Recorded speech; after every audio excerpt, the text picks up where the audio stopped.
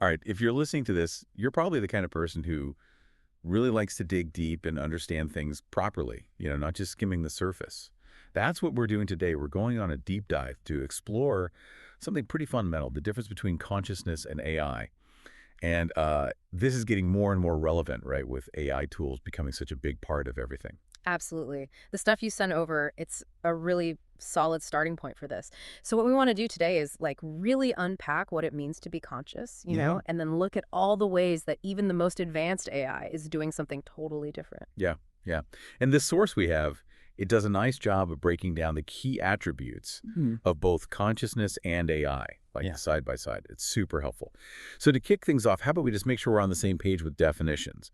When we say consciousness, what are we actually talking about? Well, if you go by what the source says, consciousness at its core, it's about awareness. It's about being aware of your own existence, your thoughts, and your surroundings. And it includes like everything about your subjective experience, emotions, thoughts, and of course, self-awareness. It's huge.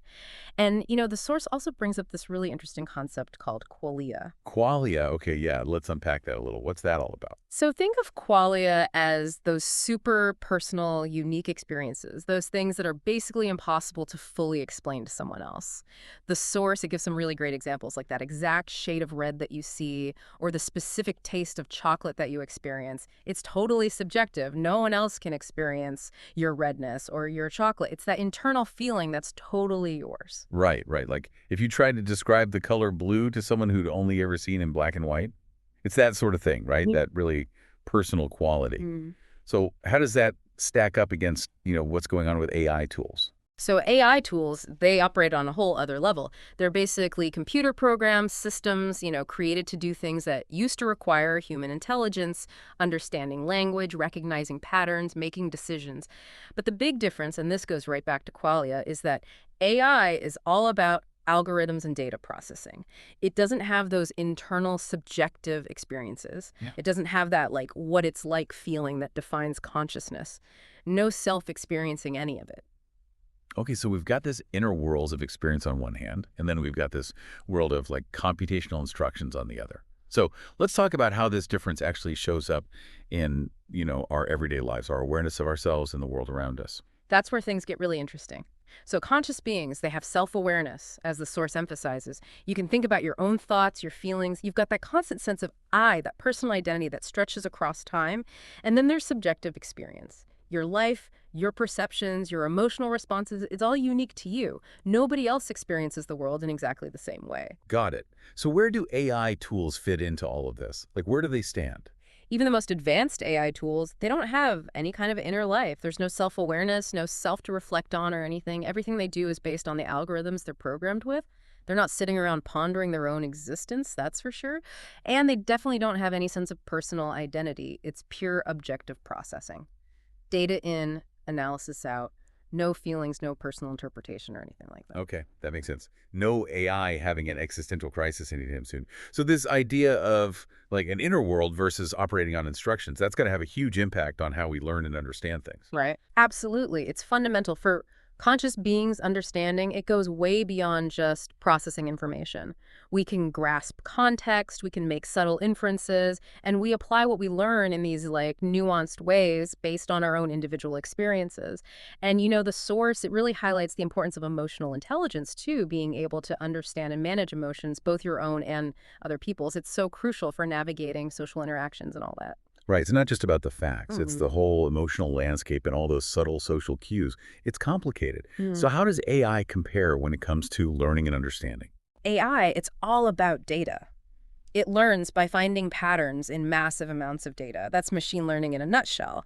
But, and this is important, it doesn't have that human-like ability to truly understand context or to learn from experience in the same way we do, like Yeah. in a rich, embodied way. And even though some AI can be designed to simulate emotional responses, think of those chatbots that offer condolences or whatever. It's not actually feeling or understanding those emotions. It's just a simulation based on the data it's been trained on. Yeah, it's like it can mimic empathy because it's learned how to, but it doesn't actually feel it, right? Yeah. So, okay, AI learns from data, but what about those like flashes of inspiration, those aha moments that seem to come out of nowhere? That's a really key distinction. With conscious thought, you get genuine creativity. We can come up with truly new ideas, make intuitive leaps that feel sudden but are actually based on our emotions and all our life experiences. And that's where intuition comes in. It's that subconscious integration of everything we've learned and experienced. It's that gut feeling, like you just know something, but you don't know why. Exactly. Now, AI, it can definitely produce things that seem creative, like art, music, writing, but it's all based on the patterns it's been trained on. As the source points out, it's derivative. It's building on existing stuff. It's not the same as the original from-scratch creativity that humans have. And when it comes to intuition, AI just doesn't have it. It's all logic and statistics. There's no well of personal experience to draw on in that intuitive way. Makes sense. So no AI suddenly revolutionizing physics with a completely out-of-the-blue idea. This difference in how we process information, it also has to affect how we make decisions, right? Absolutely. Human decision-making, it's so complex. We use logic, of course, but we also factor in our emotions, our ethics, our values. And because we're conscious and self-aware, we can think about the moral implications of our choices. What's called moral agency, the ability to make choices based on right and wrong and to be held accountable for them. We can weigh the potential good and bad outcomes. It's not just about efficiency. It's about fairness and justice, too. Exactly. AI, on the other hand, it's all about algorithmic decision making. It crunches data based on its programming and makes decisions according to those rules.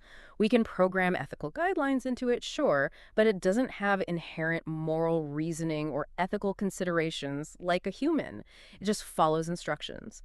And fundamentally, it lacks moral agency. We wouldn't hold an algorithm morally responsible for a decision the same way we would a person. That's a huge point, especially as AI systems become more integrated into our lives and start making more decisions on their own. Okay, last thing. Let's talk about the really big questions, ones we often grapple with as conscious beings. The fundamental questions. As conscious individuals, we think about our existence, our purpose, what happens after we die, the nature of reality. Our understanding of all this, it's so deeply tied to our cultural and philosophical beliefs, even our spiritual beliefs. It all shapes our worldview. Yeah, these are the questions that have driven philosophy for, like, forever. So where do AI tools fit in with all of this? Do they contemplate this stuff? According to the source, AI doesn't have this kind of existential awareness. It Yeah. doesn't think about its own existence or purpose or the meaning of anything, really. It operates within the limits of its programming and the data it processes. It can process cultural and philosophical data, tons of it, but it doesn't have an inherent understanding of what it all means. Not in the way that a conscious human does, someone who's actually lived within and been shaped by those ideas and beliefs. Okay, so we're probably not going to see an AI having a midlife crisis or anything like that. That's probably safe to say. So to sum up everything we've talked about today, the big takeaway is this core difference. Consciousness is this incredibly rich, subjective, multifaceted experience. And AI, it's this amazingly sophisticated form of objective data processing. Right. And we've explored how AI doesn't have self-awareness or genuine emotions. We've looked at the difference between derivative creativity and the real deal. And we've talked about how AI lacks inherent moral reasoning and any kind of existential thinking. And as your source points out, understanding these differences, it's not just some intellectual exercise. It's crucial as we deal with the ethical implications and potential societal impact of AI. It's getting more and more important. For sure. It really makes you think. So given everything we've talked about, our capacity for subjective experience, our creativity, our ability to think about those really big existential questions, what do you think is the most significant implication of all this as AI becomes more and more a part of our lives? What's the most important thing for us to understand, maybe even to protect, as this technology keeps developing? It's a question worth pondering, that's for sure.